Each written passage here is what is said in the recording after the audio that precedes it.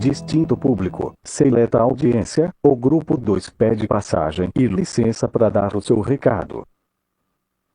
Sendo Bezerra um cearense arretado, nos pareceu mais adequado fazer um relato rimado. É quase um repente sem ser cantado. Então, pela paciência e atenção, desde já muito obrigado. O Dr. Bezerra é por todos conhecido como personagem muito ativo na implantação do espiritismo, aqui na pátria do Cruzeiro. Sendo até com justeza chamado de Allan Kardec brasileiro. Por isso, muita gente ainda pensa que ele já era espírita de nascença. Contudo, aí está o engano. Na infância e até os seus 18 anos Bezerra foi católico, apostólico, romano. Por honrar a tradição de família, sem ter muita certeza, Bezerra seguia os ritos e regras da Santa Madre Igreja. Pelo costume que vinha do berço, assistiu muitas missas em latim e repetiu as rezas decoradas do terço. Porém, a inteligência sempre indagativa e debates com livres pensadores, lá no Rio de Janeiro, promovem a mudança gradativa na religiosidade do jovem estudante de medicina. Ele mesmo confessa, com toda a sinceridade, que rejeitou a fé por imposição de qualquer autoridade. Deixou de ser católico e se tornou um cético.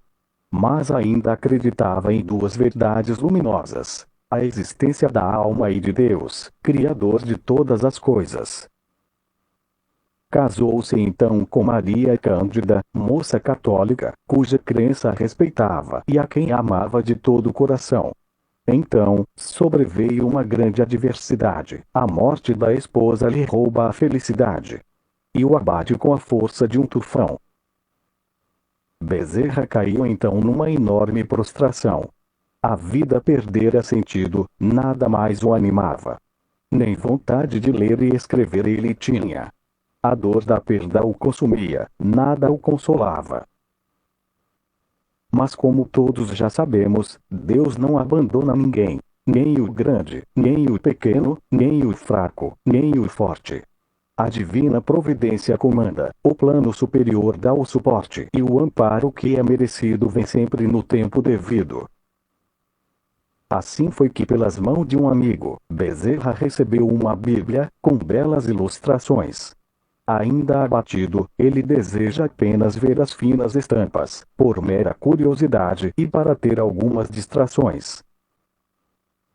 De repente, entretanto, sentiu uma intensa vontade, um forte apelo do seu coração, de mergulhar fundo na leitura das Sagradas Escrituras. Então, enquanto lia e relia, sentiu uma imensa consolação. Reconheceu de cada palavra a sua divina essência e percebeu que sua fé ressurgia. Uma crença agora mais firmada na sua razão e consciência.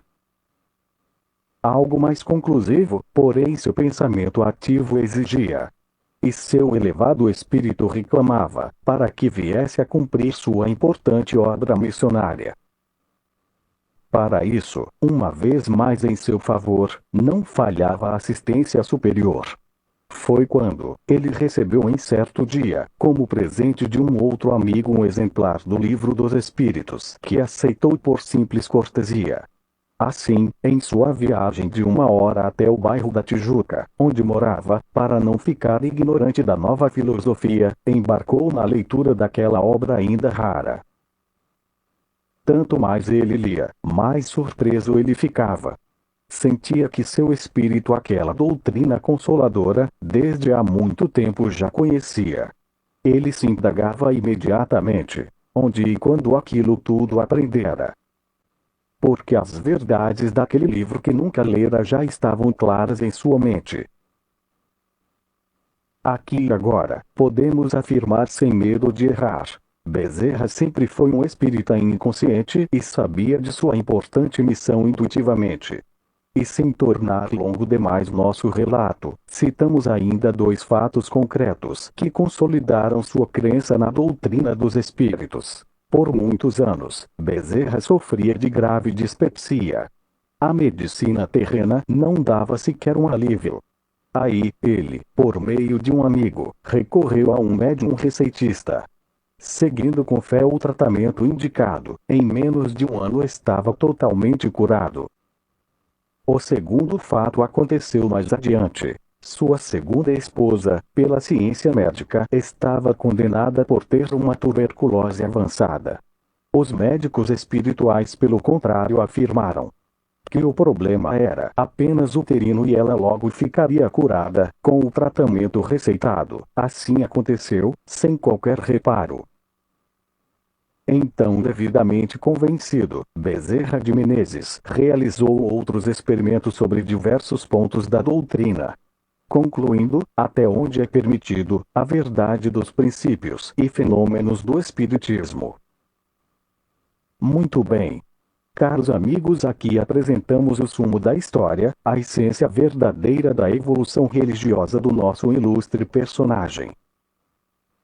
E concluímos nossa homenagem com trechos do filme Diário de um Espírito que mostra como Bezerra de Menezes com serenidade enfrenta o dogmatismo, assumindo publicamente sua crença inabalável no Espiritismo. Minha alma encontrou finalmente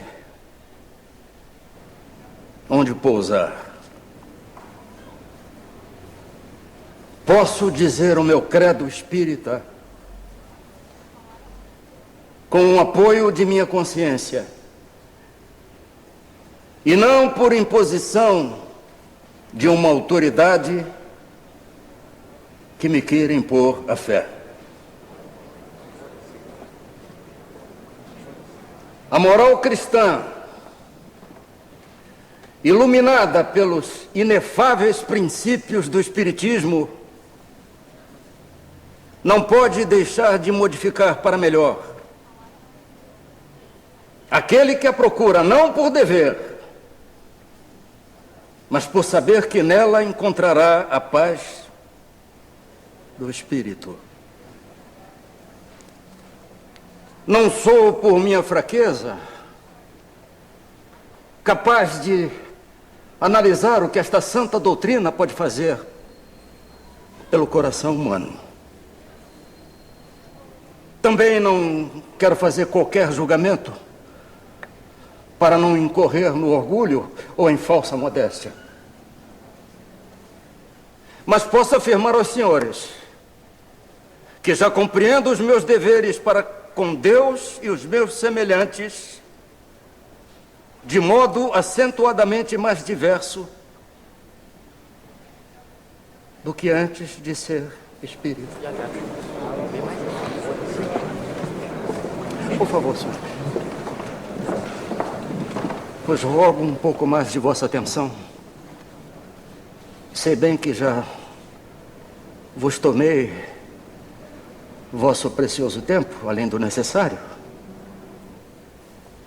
Mas ao longo da minha vida ouço dizer que fora da igreja não há salvação.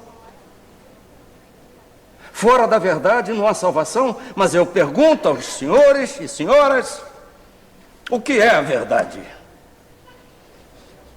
Pôncio Pilatos indagou a Jesus: diga, rei dos judeus, o que é a verdade? E o mestre, humilde e silenciosamente, abaixou a cabeça. E o Espiritismo? O Espiritismo não pede, não afirma que fora do Espiritismo não há salvação. Ele diz humildemente que fora da caridade não há salvação.